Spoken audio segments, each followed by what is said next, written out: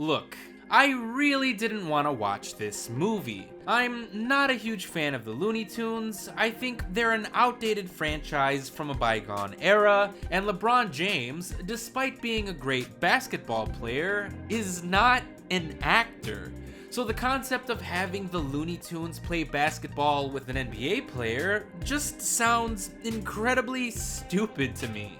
And I know that is the exact premise of the original Space Jam, but I never cared for that movie either. So why exactly did I end up watching this film? To try and catch all the movie references, of course. You see, Space Jam: A New Legacy is about LeBron James and his young son Dom getting trapped inside the digital space of a Warner Brothers server room.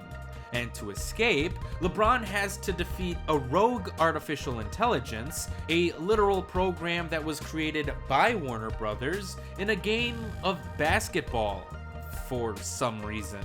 While stuck inside this serververse, LeBron is able to recruit a team from a wide variety of Warner Brothers owned characters. Superman, King Kong, and the Iron Giant all come to mind, but LeBron, of course, ends up playing basketball with the Looney Tunes. So essentially, Space Jam: A New Legacy acts as a 2-hour-long commercial for HBO Max, showcasing a huge chunk of Warner Brothers' back catalog. There's even a sequence where the Looney Tunes are plopped into existing WB movies like Mad Max Fury Road and The Matrix. So I honestly just wanted to see how many movie-related Easter eggs were going to be forced into the film. But I was even underwhelmed by that. The one 10-minute sequence where the Looney Tunes exist within real movies is a clip that I just could have watched on YouTube one day. But instead, I watched the entire movie, and clearly, I didn't care much for it. But this film wasn't meant for me. It's a kids movie, so the nonsensical plot and cheesy elements in the film are meant to be seen by children. And in that regard, I don't think this is a terrible kids movie. The Looney Tunes are wacky enough that it can be entertaining to watch them get into zany shenanigans, regardless of how ridiculous the story is.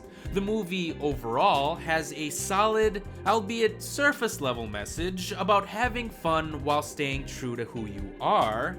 The voice acting of the Tunes is pretty solid, despite the fact that the real acting done by LeBron and Don Cheadle is awful and cringeworthy, and the visuals in this film actually look quite good. Until the finale, that is, where the CGI is overabundant, and a crowd of about 40 extras are all dressed up in cheap-looking Warner Brothers character costumes, and they're all clearly just standing in front of a green screen. But kids won't notice all of these technical aspects, so I think children will end up loving this film, and in 20 years or so, it'll be fondly remembered by those same kids who may potentially be fully grown adults with kids of their own by then.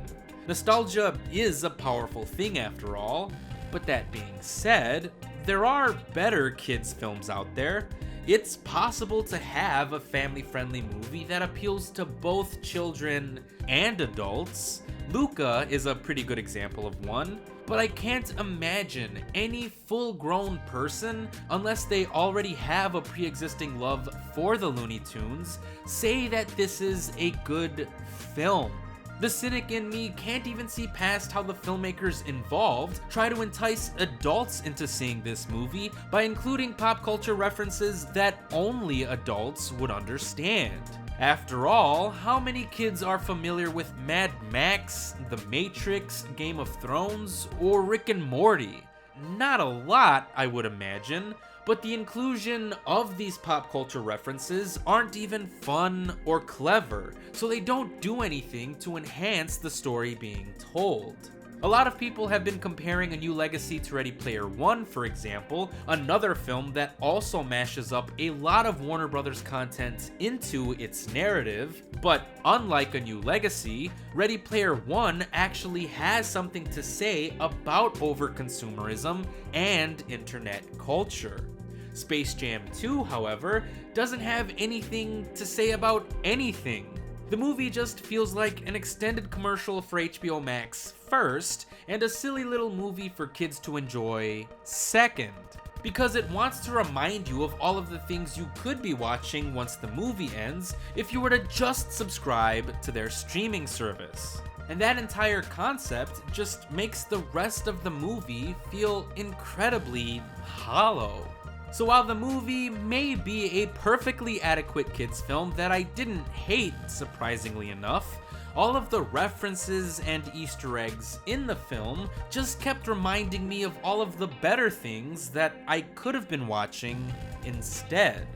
And for that, I would likely give Space Jam: A New Legacy 2.5 out of 5 stars. Thanks for watching.